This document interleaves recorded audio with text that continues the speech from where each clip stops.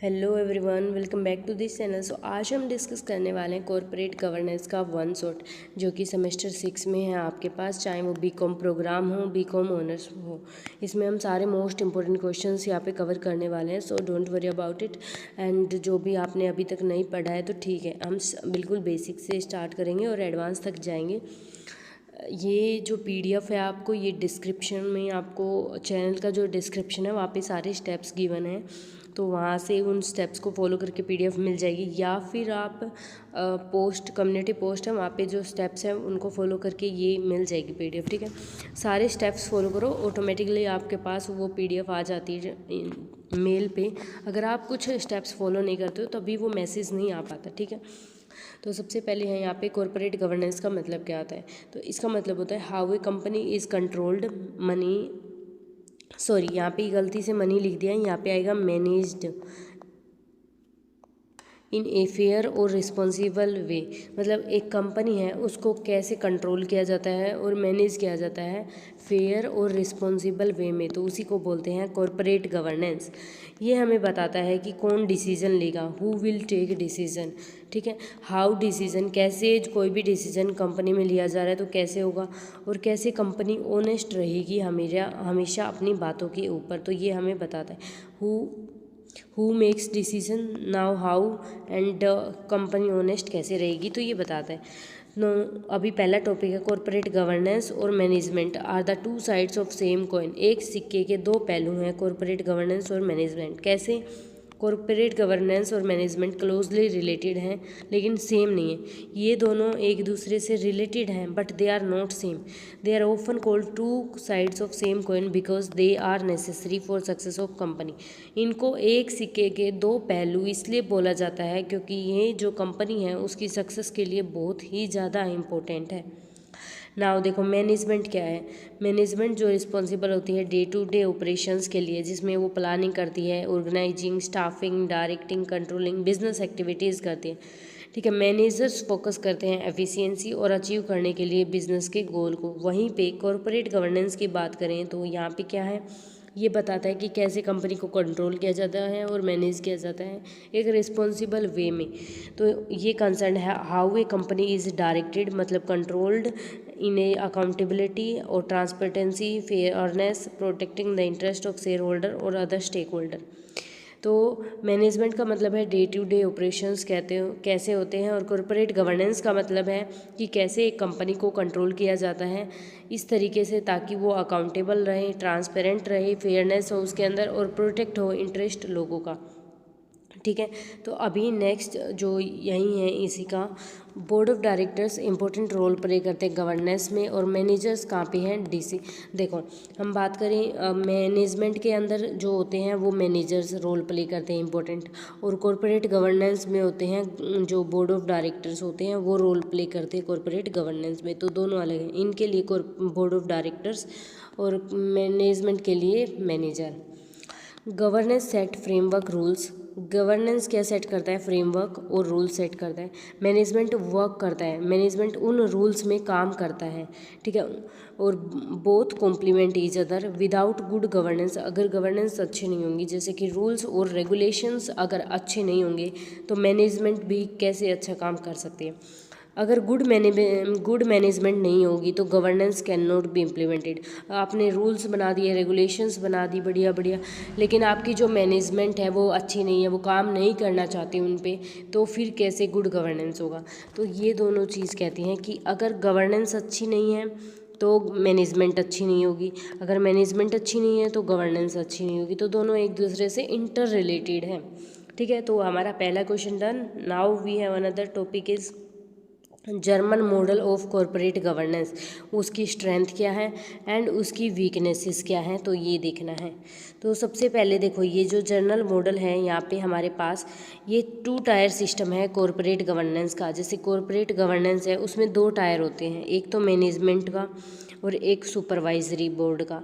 तो जो management board होता है उसमें रन डेली ऑपरेशन, जो डेली जो ऑपरेशंस होते हैं उनको रन करता है, डेली के काम डे टू डे।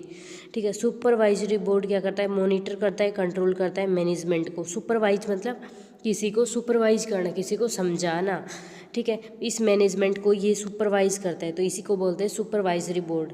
और भी होते हैं सुपरवाइजरी बोर्ड में, कौन कौन होते हैं सुपरवाइजरी बोर्ड में? आते हैं एम्प्लॉयज़, बैंक्स, शेयर होल्डर्स, जो कि रिप्रेजेंट करते हैं सुपरवाइजरी बोर्ड को। तो जर्मन मॉडल बोलता है कि गवर्नेंस जो है कोऑपरेट गवर्नेंस जो है उसके 2 टायर सिस्टम है। पहला है मैनेजमेंट बोर्ड का एंड सेकंड है सुपरवाइजरी बोर्ड।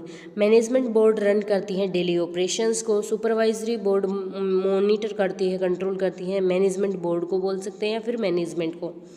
सुपरवाइजरी बोर्ड में आता है employees, banks and share holders, जो कि रिप्रेजेंट करते हैं सुपरवाइजरी बोर्ड को, ठीक है। अब इसकी हमें स्ट्रेंथ देखनी है एंड वीकनेस देखनी है। तो स्ट्रेंथ क्या है इसकी? एक तो ये मैनेजमेंट को स्ट्रॉन्ग क्या करती है? मॉनिटर करती है। यहाँ पे हमने देखा था मॉनिटर करती है, तो ठीक है, ये मॉनिटर करती है मैनेजमेंट को ताकि फ्रॉड कम हो। उसके बाद एम्प्लॉय का पार्टिसिपेशन होता है, जिससे ट्रस्ट आएगा और स्टेबिलिटी आएगी। यहाँ पे देखो एम्प्लॉय पार्टिसिपेट कर रहे हैं सुपरवाइजरी बोर्ड में, तो इससे आपके बीच में, आपकी कंपनी के बीच में ट्रस्ट बनेगा और स्टेबिलिटी आएगी। तो ये हमारा हो गया। उसके बाद ये क्या करती है नेक्स्ट? यहाँ पे ये नेक्स्ट क्या करती है? इसकी स्ट्रेंथ ये है, ये long term decision making process है जिसको इंक्रीज करती है और लेस प्रेशर होता है शॉर्ट टर्म प्रॉफिट के लिए। उसकी वीकनेस क्या है? उसकी कमजोरियाँ क्या है? सबसे पहले डिसीजन मेकिंग कम होता है, बिकॉज यहाँ पे 2 स्ट्रक्चर हैं, बहुत कम होगा। जैसे कि एक तो हमने देखा कि मैनेजमेंट बोर्ड है, एक सुपरवाइजर बोर्ड है। तो पहले कोई भी चीज़ पे डिसीजन लेंगे तो पहले इसके पास आएगा, देन इसके पास जाएगा, और दोनों जब डिसीजन लेते हैं तो वो बहुत ज़्यादा धीरे बनता है, डिसीजन स्लो हो जाता है। पहले ये अप्रूवल देंगे देन ये देंगे, तो decision making become slow due to dual structure. 2 चीज़ें हैं यहाँ पे। Too much power to the banks can reduce shareholder influence. यहाँ पे इनके पास ज़्यादा पावर है और इनके पास कम पावर है, ठीक है। कॉम्प्लेक्स स्ट्रक्चर इंक्रीजड है। अब दोनों के लिए रहने की, ऑफिस की, इनकी और एक्स्ट्रा जो कॉस्ट आती है वो भी चाहिएगी, तो ये जो कॉस्ट होती है ये आपकी बढ़ जाती है। लेस फ्लेक्सिबिलिटी कम्पिटिटिव मार्केट में। जब आपका कम्पिटिटिव मार्केट होता है, जैसे एप्पल का और सैमसंग का फ़ोन है, तो दोनों कम्पिटिटिव मार्केट है। अब इनके टाइम पे फ्लेक्सिबिलिटी यहाँ पे कम हो जाती है, ठीक है। अब ये हमने जर्मन मॉडल देख लिया। नेक्स्ट मॉडल है Japanese model, board as primary governing authority. तो जो जैपनीज़ मॉडल हो गया, अब है जो हमने जर्मन मॉडल कर लिया यहाँ पे, अब हमारा है जैपनीज़ मॉडल। तो जैपनीज़ मॉडल भी आसानी है उसकी तरह, ये याद करने ज़रूरी हैं। दोबारा से वीडियो को पीछे करके आप समझ सकते हो अच्छे से। जैपनीज़ मॉडल के अंदर बोर्ड ऑफ डायरेक्टर एक सेंटर का रोल प्ले करते हैं कॉरपोरेट गवर्नेंस में। देखो सबसे पहले हमने जर्मन मॉडल देखा, तो वहाँ पे क्या था? ड्यूअल एग्जीक्यूटिव था, जिसमें एक था हमारा वो मैनेजमेंट बोर्ड था और एक था सुपरवाइजर बोर्ड, ये इसको कंट्रोल करता था, ठीक है। ये था हमारा German model. Now Japanese model में जो बोर्ड ऑफ डायरेक्टर्स होते हैं वो सेंटर रोल है, इनका मेन इंपॉर्टेंट रोल है गवर्नेंस में। पहले जब जैपनीज़ मॉडल आया था तो ये सिस्टम फॉलो करता था जो कि बेस्ड था लॉन्ग टर्म रिलेशंस पे, लॉयल्टी पे और कॉन्शियस डिसीजन मेकिंग पे। लेकिन अभी मोस्ट बोर्ड डायरेक्टर्स इनसाइडर्स होते हैं जो कि प्रमोट करते हैं with in the company and this create internal coordination और स्टेबिलिटी।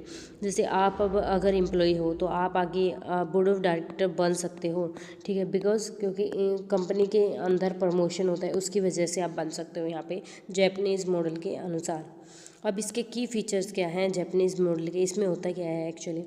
तो देखो पहले जो जैपनीज़ मॉडल था उसमें आप लाइफ टाइम के लिए एम्प्लॉयमेंट का कल्चर होता था, मतलब आप लाइफ टाइम के लिए वहाँ पे काम करोगे। स्ट्रॉन्ग रोल था मेन बैंक्स का, यहाँ पे बैंक्स जो हैं वो बड़ा इंपॉर्टेंट रोल प्ले करते थे, जहाँ पे फिर शेयर होल्डर का रोल कम रहता था, ठीक है। कॉन्शियस बेस्ड डिसीजन मेकिंग, यहाँ पे जो डिसीजन मेकिंग होती थी वो बहुत अच्छे तरीके से होती थी और वो फोकस करती थी लॉन्ग टर्म ग्रोथ हो आपकी, ठीक है। अब डिस्कशन बोर्ड ऑफ डायरेक्टर की जो प्राइमरी रिस्पॉन्सिबिलिटी, देखो एक तो बोर्ड ऑफ डायरेक्टर कौन था? जो कि सेंटर का रोल प्ले करता था, ठीक है। यहाँ पे जैपनीज़ मॉडल के अंदर सेंटर का रोल प्ले करता था, ये प्राइमरी रिस्पॉन्सिबिलिटी थी, बट इंडिपेंडेंट था ये, weaker to western models. Western model मतलब दूसरी जो कंट्रीज़ के मॉडल हैं उससे कंपेयर करें तो ये वीकर मॉडल था। यहाँ पे ट्रांसपेरेंसी नहीं थी और अकाउंटेबिलिटी भी नहीं थी। लेकिन हमने जर्मन मॉडल देखा था तो उसमें ट्रांसपेरेंसी भी थी और अकाउंटेबिलिटी भी थी, तो उससे ये कम पड़ गया। उसके बाद आते हैं कैडबरी कमेटी, ये क्या होती है और उसके कोड ऑफ बेस्ट प्रैक्टिसेस क्या हैं? तो कैडबरी कमेटी यूके के अंदर है, 1992 में बनी थी। ये फाउंडेशन थी मॉडर्न कॉरपोरेट गवर्नेंस का।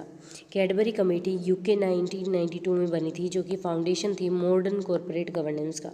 आज के ज़माने में जो कॉरपोरेट गवर्नेंस है उसका फाउंडेशन थी। ठीक है, यहाँ पे कुछ रिकमेंडेशंस है ये कैडबरी कमेटी प्रोवाइड करती है। पहले, separation of chairman and CEO role. Company के अंदर दो होते हैं, एक से चेयरमैन होता है और एक होता है CEO। तो दोनों के रूल्स रेगुलेशंस अलग अलग होने चाहिए, सेपरेट होनी चाहिए। ठीक है, स्ट्रॉन्ग और इंडिपेंडेंट बोर्ड ऑफ डायरेक्टर होना चाहिए। बोर्ड ऑफ डायरेक्टर स्ट्रॉन्ग होना चाहिए और इंडिपेंडेंट होना चाहिए, वो किसी से इन्फ्लुएंस नहीं होना चाहिए। आप ऑडिट कमेटीज़ एस्टेब्लिश करो। फाइनेंशियल जो आपका प्रॉफिट हो रहा है, लॉस हो रहा है, उसको डिस्क्लोज करो, ट्रांसपेरेंसी लेके आओ।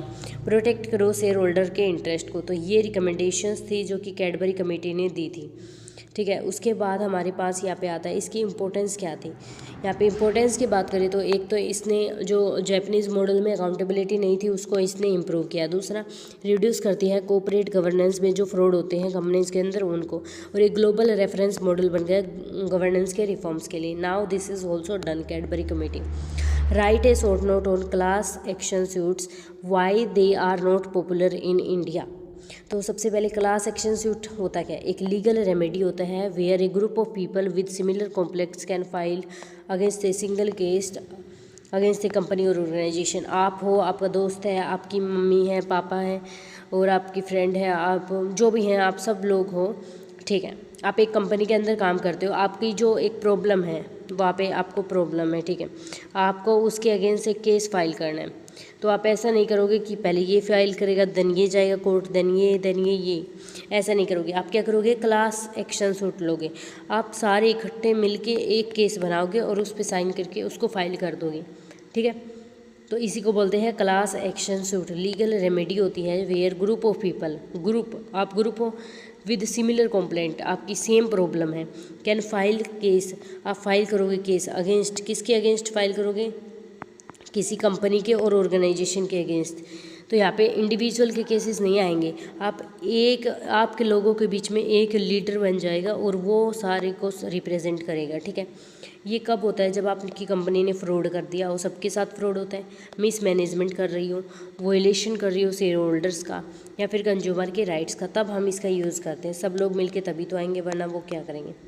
उसके बाद हमारा यहाँ पे होता है सिचुएशंस इंडिया के अंदर क्या है। क्लास एक्शंस जो है ये इंट्रोड्यूस हुआ था इंडिया के अंदर कंपनी एक्ट 2013 में सेक्शन 245 में। तो ये इंडिया के अंदर कब आया था, कंपनी एक्ट 2013 तो सेक्शन 245 के अंदर ये है जो क्लास सेक्शन एक्ट है। ठीक है, एक्शन सूट। तो why they are not popular in India, ये पॉपुलर क्यों नहीं इंडिया के। एक तो लैक ऑफ अवेयरनेस, लोगों को पता नहीं है इसके बारे में, शेयर होल्डर्स को और कंज्यूमर्स को। दूसरा, इसकी जो लीगल प्रोसीजर है वो बहुत ज़्यादा कॉम्प्लेक्स है और ये कोर्ट में डिले होता रहता है।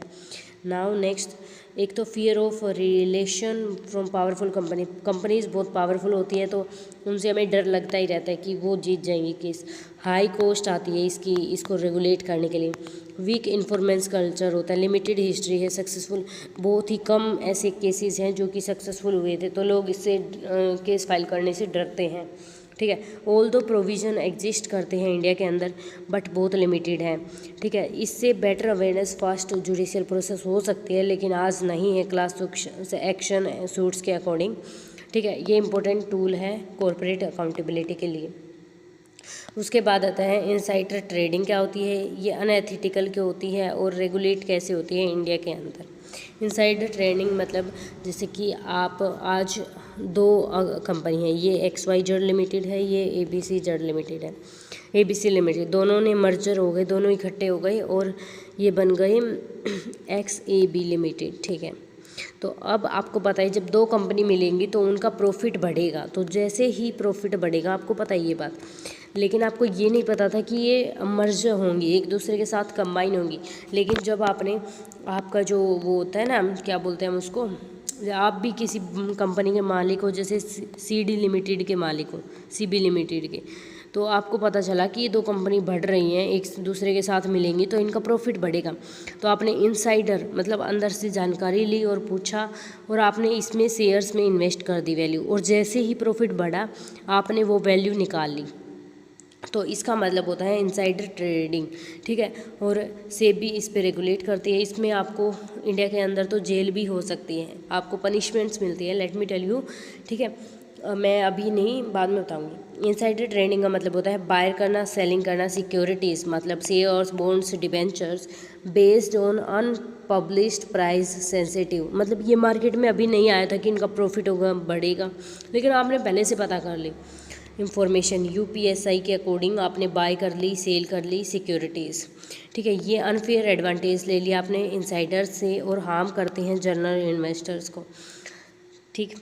अब ये अनएथिकल क्यों है? एक तो ये फेयरनेस नहीं रहती, ब्लैक मार्केटिंग हो गई एक तरफ से। फिर है इन्वेस्टर्स का कॉन्फिडेंस कम करती है, ये मैनिपुलेटेशन होता है शेयर के प्राइसेस को, वो एकदम से ऊपर नीचे होंगे। फिर ये क्रिएट करती है unequal access of in information, मतलब जो खुद कंपनी के ओनर्स हैं उनके पास अच्छी इंफॉर्मेशन है और जो जर्नल इन्वेस्टर्स हैं उनके पास ये इंफॉर्मेशन नहीं है, तो ये क्या हो गया, अनइक्वल एक्सेस हो गया इंफॉर्मेशन का। अब इंडिया के अंदर क्या रेगुलेशंस है? इंडिया के अंदर इनसाइडर ट्रेडिंग को रेगुलेट करने के लिए सेबी ने रेगुलेशंस बनाई हैं, जिसमें है prohibition of insider trading regulation act 2015। तो ये एक्ट है, इसमें क्या है, ये बताता है कि इनसाइडर क्या होते हैं, कौन है, और यूपीएसआई क्या है, ठीक है।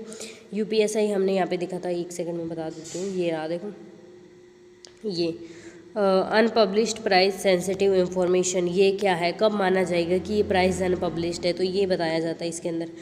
ये प्रोहिबिट करता है ट्रेडिंग बेस्ड इंफॉर्मेशन को। इसमें डिस्क्लोजर देना ज़रूरी होता है, कौन प्रमोटर है, कौन डायरेक्टर्स हैं। यहाँ पे आपको पेनल्टी मिलती है, इम्प्रेसमेंट किया जा सकता है, जेल भेजा जा सकता है अगर आपने वोलेशन किया तो। इसमें कंपनीज़ को एक कोड ऑफ कंडक्ट मेंटेन करके चलना होता है। Conclusion, insider trading weakness trust करती है मार्केट में। स्ट्रिक्ट सेबी की रेगुलेशंस है जो कि नेसेसरी है मैनिपुलेट करने के लिए, ट्रांसपेरेंसी और फेयरनेस। तो सेबी ने बहुत सारी रेगुलेशंस बना रखे हैं जिनको फॉलो करना नेसेसरी है।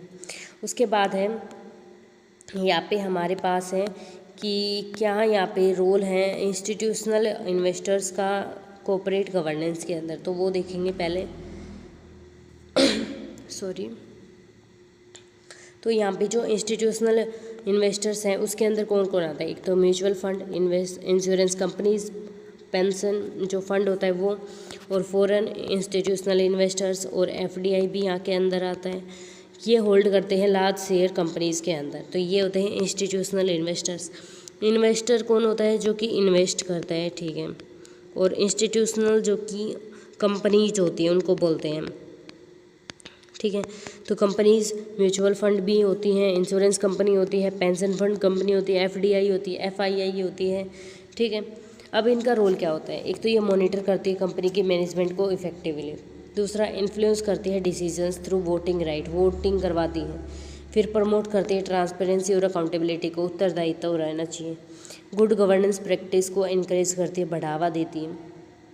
प्रिवेंट करती है कि मिसयूज़ मत करो अपनी पावर का प्रमोटर्स, क्योंकि उनको पता होता है इनसाइडर चीज़ें। पार्टिसिपेट करती है शेयर होल्डर्स की मीटिंग में एक्टिवली, चाहे वो जर्नल मीटिंग हो, चाहे मेमोरेंडम मीटिंग हो, या फिर मिनट्स ऑफ मीटिंग हो, कोई भी हो उसमें पार्टिसिपेट करती है। तो यहाँ पे इसके बाद हमारे पास आता है साइक्रो economic philosophy in Gandhi idea of trusteeship. तो जो ये गांधी जी की फिलोसफी थी ये पढ़ना है। गांधी ट्रस्टशिप आइडिया बेस्ड था बिलीफ पे that wealth is not owned absolutely but held in trust for society. देखो, वेल्थ जो पैसा है वो एक धन है, ठीक है।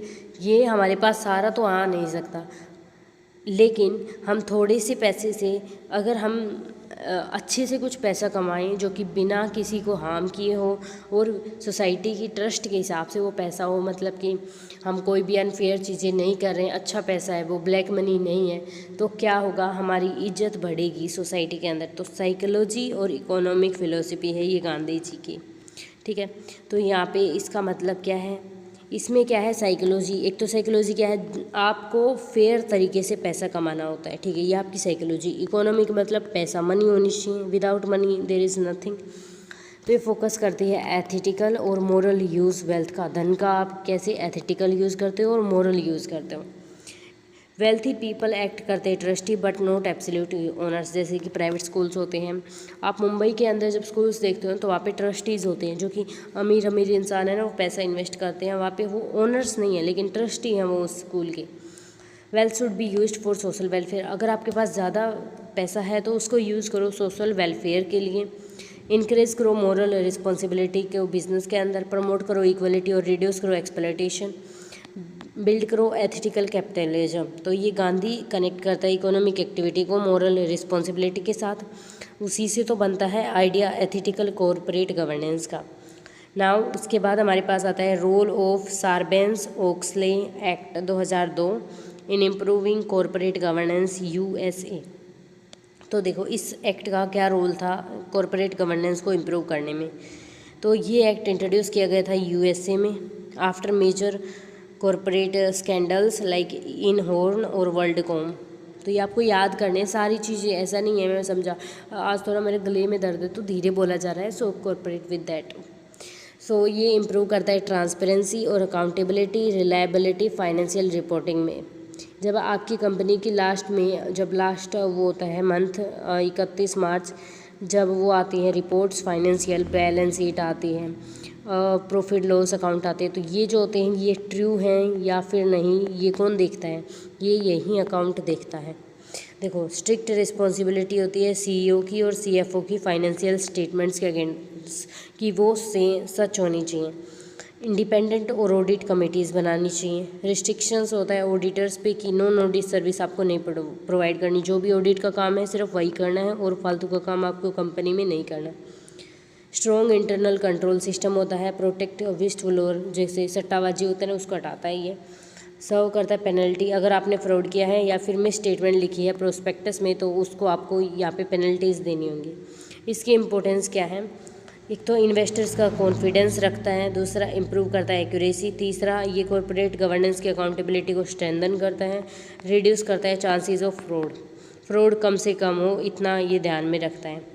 अब इसका कंक्लूजन की बात करें तो जो ये एक्ट है यहाँ पे, ये एक्ट है ये माइलस्टोन है कॉर्पोरेट गवर्नेंस रिफॉर्म्स में, जो कि कंपनी को ट्रांसपेरेंट और रिस्पॉन्सिबल बनाता है।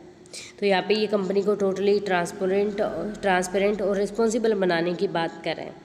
यहाँ पे फिर है flows in corporate governance in Lehmann brothers collapse, मतलब क्या क्या प्रॉब्लम्स, क्या क्या फ्लोज आते हैं कॉर्पोरेट गवर्नेंस में। तो 2008 में लेहमन ब्रदर्स कोलैप्स हो गए, मतलब हट गए, ख़त्म हो गए, due to one of the biggest financial crisis हिस्ट्री के अंदर सबसे बड़ा जो बिगेस्ट फाइनेंशियल क्राइसिस आया था उसकी वजह से ये सब कुछ हुआ था। मेजर कॉर्पोरेट गवर्नेंस फ्लोज क्या हैं, फ्लोज बोल सकते हैं ये आपने कोई चीज़ करी है, सॉरी यहाँ पे अभी इसको फिर से, तो यहाँ पे हम इन फ्लोज़ की बात कर रहे थे जो कि कॉर्पोरेट गवर्नेंस के अंदर आते हैं, ठीक है।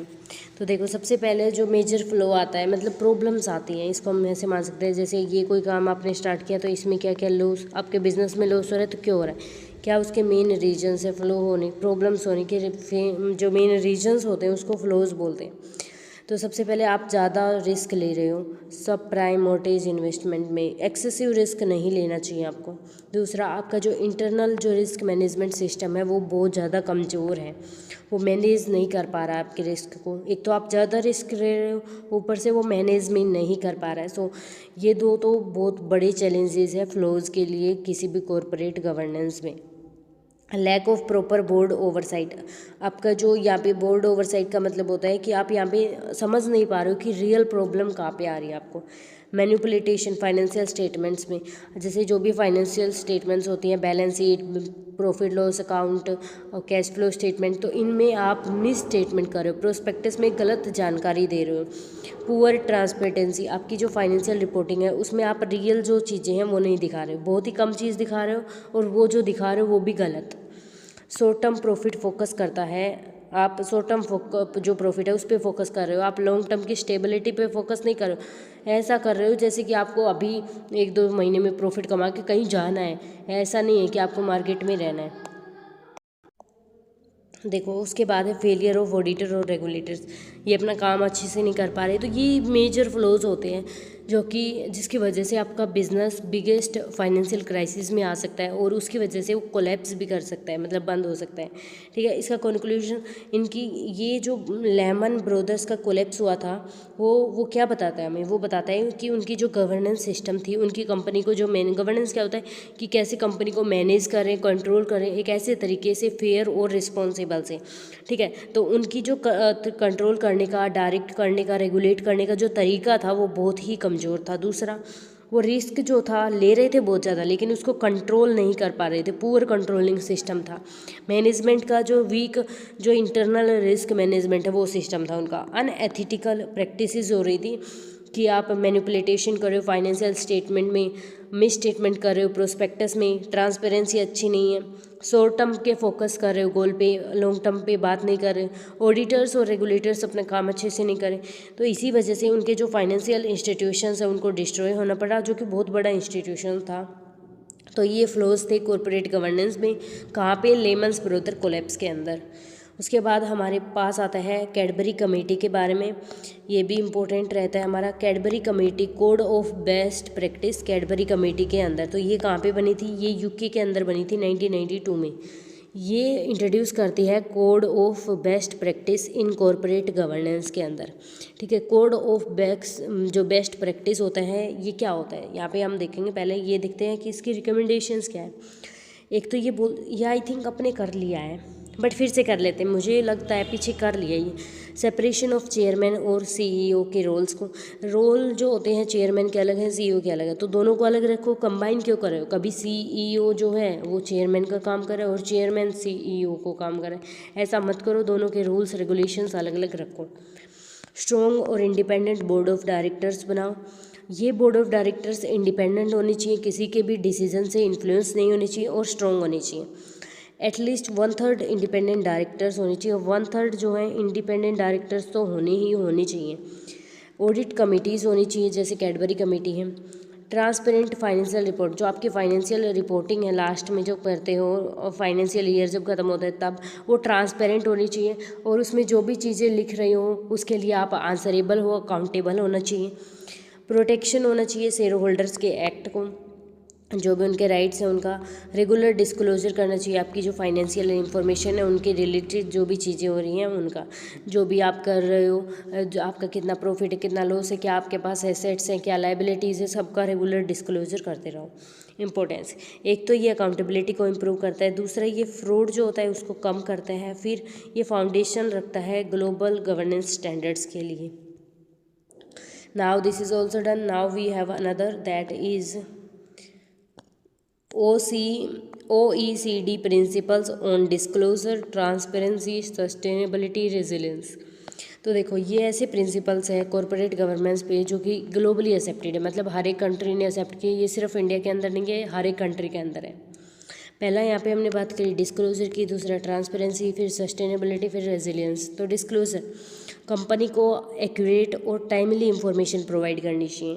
कंपनी को बिल्कुल जो एक्यूरेट इंफॉर्मेशन होती है, 100% जो ट्रुथ होता है, सच होता है, वो प्रोवाइड करना चाहिए और अपडेटेड इंफॉर्मेशन होनी चाहिए, अपडेटेड होनी चाहिए टाइम टू टाइम। ठीक है, ऐसा नहीं है पुरानी इंफॉर्मेशन वो प्रोवाइड कर रहे हैं, तो ये अपडेटेड होनी चाहिए, टाइमली और एक्यूरेट इंफॉर्मेशन। फाइनेंशियल और जो नॉन फाइनेंशियल डिस्क्लोजर्स हैं वो रिक्वायर्ड हैं। आपकी बैलेंस शीट, आपकी P&L, आपका जो कैश फ्लो स्टेटमेंट है, ये सारी चीज़ें आपको दिखानी होती है। उसके बाद ट्रांसपेरेंसी हमने दूसरा देखना है, क्लियर रिपोर्टिंग होनी चाहिए कंपनी के ऑपरेशंस की, आप क्या कैसे कर रहे हो। ईजी एक्सेस होना चाहिए इन्फॉर्मेशन का स्टेक होल्डर अगर किसी भी चीज़ के बारे में जानना चाहते कंपनी के अंदर ये चीज़, ये डिसीजन लिया है तो क्यों लिया है, उसके लिए वो इन्फॉर्मेशन लेना चाहती है, तो आपको आसान तरीके से उनको प्रोवाइड करना चाहिए। सस्टेनेबिलिटी में आता है, ये फोकस करता है लॉन्ग टर्म इन्वायरमेंटल पे और सोशल रिस्पॉन्सिबिलिटी पे। ठीक है, इन्वायरमेंटल क्या, जहाँ पे इन्वायरमेंट को भी ध्यान में रखो, सोशल को भी और गवर्नेंस को भी, तो आपको सस्टेनेबल तरीके से काम करना चाहिए। रेजिलियंस में company able to handle financial operational risk, जो भी आपके रिस्क होते हैं उनको आप हैंडल कर पाओ, इतनी तो आपके पास बैकअप टीम होनी चाहिए जो कि आपकी जो भी जितने भी रिस्क हो रहे हैं सबको हैंडल कर पाए। Strong risk management system required है यहाँ पे। ठीक है, ये रिक्वायर्ड है। तो ये हो गया disclosure, transparency, sustainability and resilience. तो ये हमने OECD प्रिंसिपल्स भी देख लिए। ठीक है। उसके बाद आता है हमारा SEBI LODR regulation act 2015, audit committee और स्टेक होल्डर्स से रिलेटेड। तो ये LODR रेगुलेशन एक्ट 2015 का है। सेबी मतलब जो कि स्टॉक मार्केट से रिलेटेड रेगुलेशंस रूल्स बनाती है वो। अब ये LODR रेगुलेशन एक्ट क्या है, देखो ये है listing obligation disclosure requirement regulation act 2015, जो कि बताता है कि इंश्योर करो गुड गवर्नेंस इन लिस्टेड कंपनी। जो कंपनीज सेबी के अंदर लिखी हुई हैं, जो कि शेयर मार्केट से डील करती हैं, वो है ना गुड गवर्नेंस हो, उसके अंदर जो गवर्नेंस हो रहा है वो गुड हो, ठीक है, अच्छे तरीके से, उनमें अनएथिकल गवर्नेंस ना हो, जो भी चीज़ें हों वो बेस्ट हों, और यहाँ पे गलत बात ना हो। महात्मा गांधी की जो फिलोसफी थी साइको इकोनॉमिक वो भी फॉलो हो, जो भी फ्लोज हैं वो भी नहीं होने चाहिए, ठीक है। तो ऑडिट कमेटी की रिकमेंडेशंस क्या थी, एक तो मेजॉरिटी होनी चाहिए इंडिपेंडेंट डायरेक्टर्स की, जो एटलीस्ट 1/3 तो होनी चाहिए। उसके बाद आपने फाइनेंशियल स्टेटमेंट्स और ऑडिट्स रिव्यू करने चाहिए, टाइम टू टाइम अपडेटेड होने चाहिए। मॉनिटर इंटरनल कंट्रोल सिस्टम, जो आपका इंटरनल का जो कंट्रोल सिस्टम है वो बहुत अच्छा होना चाहिए, स्ट्रॉन्ग होना चाहिए, और जो रिस्क मैनेजमेंट है वो भी अच्छा होना चाहिए। ट्रांसपेरेंसी हो, आपकी जो भी रिपोर्टिंग कर रहे हो, फाइनेंशियल रिपोर्ट, फाइनेंशियल स्टेटमेंट जो भी पब्लिश कर रहे हो, दे शुड बी ट्रांसपेरेंट, मतलब उनमें जो भी चीज़ें हैं वो करेक्ट होनी चाहिए, एक्यूरेट और 100% ट्रूथ होना चाहिए उनके अंदर, और टाइम टू टाइम वो अपडेटेड होनी चाहिए। फिर दूसरी जो कमेटी थी, हमने देखा 2 कमेटी थी यहाँ पे, एक सेकेंड, हाँ, एक तो ऑडिट कमेटी थी, तो ऑडिट कमेटी की ये बातें थी, ठीक है, हमने देख ली ऑडिट कमेटी ने क्या क्या बातें बोली। उसके बाद है स्टेक होल्डर्स, तो यहाँ पे स्टेक होल्डर्स रिलेशनशिप कमेटी, तो इसकी बातें देखते हैं। यहाँ पे बोलता है जो भी ग्रीवेंसीज है, जो भी प्रॉब्लम्स है शेयर होल्डर्स की और इन्वेस्टर्स की, उनको हैंडल करो, मतलब कस्टमर जो सपोर्ट सर्विस होता है उसको प्रोवाइड करो। जो भी प्रॉब्लम्स आ रही, ग्रीवेंसीज आ रही स्टेक होल्डर्स को, इन्वेस्टर्स को, उनको हैंडल करो। दूसरा, टाइमली रिजोल्यूशन करो कंप्लेंट्स को, जो भी कंप्लेंट आई आपकी कंपनी के अंदर उनको रिजोल्व करो, उनको सोल्व करो, जितना जल्दी हो सके उतना जल्दी। तो ये ऑडिट कमेटी की हमने देखी। फिर हमने देखी स्टेक होल्डर रिलेशनशिप कमेटी के रिकमेंडेशंस, जो कि एक्ट बनाया था इसके अकॉर्डिंग है। नाउ वी हैव टू सी, एक और लिमिटेशंस है, एक और चीज़ है जो कि माइनॉरिटी स्टेक होल्डर्स के इंटरेस्ट को प्रोटेक्ट करो। इन दोनों के इंपॉर्टेंस क्या है, एक तो ये जो इन्वेस्टर होता है उसका कॉन्फिडेंस को इम्प्रूव करती है, दूसरा आपकी जो कॉर्पोरेट अकाउंटेबिलिटी है उसको स्ट्रेंथ में लेके आती है, फेयर ट्रीटमेंट लेती है सारे स्टेक होल्डर्स का। ऐसा नहीं है कुछ का तो जो रिच हैं, जिसने ज़्यादा इन्वेस्टमेंट किए हैं उनको ज़्यादा मान रही है, और जो जिन्होंने कम किए, जो पुअर है उनको कम मान रही, नहीं, ये सबको बराबर मानते हैं, इक्वल, ठीक है। उसके बाद हमारा आता है यहाँ पे कंपनी एक्ट 2013 के क्या प्रोविजंस है जो कि कॉर्पोरेट गवर्नेंस से रिलेटेड है। तो ऐसे कौन से प्रोविज़न है कंपनी एक्ट 2013 के जो कि कॉर्पोरेट गवर्नेंस से रिलेटेड, कोई भी 6 पॉइंट यहाँ पे हमें लिखने हैं, ठीक है। तो पहला पॉइंट की बात करें, यहाँ पे हम इसका कलर चेंज कर लेते हैं। तो सबसे पहले है बोर्ड कॉम्पोजिशन। तो देखो यहाँ पे कंपनी एक्ट इंट्रोड्यूस किया जाता है कॉर्पोरेट गवर्नेंस के प्रोविजंस को, ताकि ट्रांसपेरेंसी आए और अकाउंटेबिलिटी आए। तो सबसे पहले बोर्ड का कंपोजिशन, एक प्रॉपर बैलेंस होना चाहिए executive, non executive, independent directors में, एटलीस्ट 1 वुमेन डायरेक्टर। देखो सबसे पहले तो आपके एग्जीक्यूटिव्स होने चाहिए, नॉन एग्जीक्यूटिव्स और independent director. Executive non executive कौन होते हैं, जो आपके CEO होते हैं वो, और चेयरमैन होते हैं, और बोर्ड ऑफ डायरेक्टर होता है। उसके बाद आपके इंडिपेंडेंट डायरेक्टर होने चाहिए जो एटलीस्ट 1/3 होनी चाहिए, उसमें से एक वुमेन होनी चाहिए, ठीक है। It is necessary according to company act. तो आप ये लिख सकते हो यहाँ पे, according to companies act 2013, proper balance of executive, non executive, independent directors and at least 1 women described in prescribed companies, ठीक है। उसके बाद है इंडिपेंडेंट डायरेक्टर्स, मैंडेटरी है, जो भी लिस्टेड कंपनी है, जो भी शेयर होल्डर्स सेबी के अंदर जो जितने भी कंपनीज़ हैं लिस्टेड हैं, उनको मैंडेटरी है कि आपको यहाँ पे इंडिपेंडेंट डायरेक्टर रखना होगा, ठीक है। ये जितनी भी कंपनी है जो कि लिस्टेड है उनके लिए है, जो कि शेयर होल्डर्स स्टेक मतलब शेयर से डील करती है, सिक्योरिटीज से। फिर अनबाइस्ड डिसीजन मेकिंग होनी चाहिए उसके अंदर। फिर तीसरा ऑडिट कमेटी, यहाँ पे लिस्टेड और लार्ज कंपनी के लिए एक ऑडिट कमेटी होनी चाहिए जो आपकी फाइनेंशियल रिपोर्ट्स को रिव्यू करेगी और आपकी ऑडिट रिपोर्ट्स को रिव्यू करेगी। तो एक ऑडिट कमेटी भी होना जरूरी है। उसके बाद CSR मतलब कॉर्पोरेट सोशल रिस्पॉन्सिबिलिटी, कंपनी की ऐसी मीटिंग्स होनी चाहिए जिसमें 2% जो एवरेज प्रॉफिट है वो सोसाइटी के ऊपर स्पेंड करना चाहिए। आप सोसाइटी की चीज़ों को यूज़ कर रहे हो तो उसको 2% आपका जो टोटल प्रॉफिट हो रहा है, जैसे मान लो 1 लाख का टोटल प्रॉफिट हो रहा है आपकी कंपनी का, आपको अब भी 1 लाख का हुआ और पिछले साल भी 1 लाख का हो, तो ये 2 लाख डिवाइडेड बाई 2 साल का है तो एवरेज निकालना है। तो एवरेज कितना आया, 1 लाख आया। तो 1 लाख का 2%, एटलीस्ट 2% आपको क्या करना है, आपको 2,000 रुपये, एटलीस्ट 2,000 रुपये सोसाइटी के अंदर खर्च करने, उनको इम्प्रूव करना है कुछ चीज़ों को, ठीक है। फिर है विजिबल मैकेनिज्म, आप प्रोटेक्ट करो एम्प्लॉयज़ को फ्रॉड और अनएथिकल प्रैक्टिसेस थे उनके साथ फ्रॉड ना हो, उनके साथ अनएथिकल चीज़ें ना हो। डिस्क्लोजर और ट्रांसपेरेंसी, स्ट्रिक्ट डिस्क्लोजर करो जो भी रिक्वायरमेंट्स है फाइनेंशियल स्टेटमेंट्स के अंदर और एनुअल रिपोर्ट्स के अंदर, वो टाइम टू टाइम अपडेटेड होनी चाहिए, टाइमली अपडेटेड होनी चाहिए और 100% एक्यूरेट होनी चाहिए, एक्यूरेसी होनी चाहिए उनके अंदर, और कोई भी मिस स्टेटमेंट नहीं होनी चाहिए। आपके प्रोस्पेक्टस में सारी चीज़ें करेक्ट होनी चाहिए। इसी वजह से आप अकाउंटेबल रहोगे, ट्रांसपेरेंट रहोगे एंड एथिकल बिजनेस प्रैक्टिसेस कर पाओगे। तो कंपनी एक्ट 2013 स्ट्रेंथन करता है कॉरपोरेट गवर्नेंस के सिस्टम को बाय इंश्योरिंग को अकाउंटेबिलिटी, कि आप जो भी आपके शेयर्स ले रहे हैं उनके लिए आप अकाउंटेबल हो।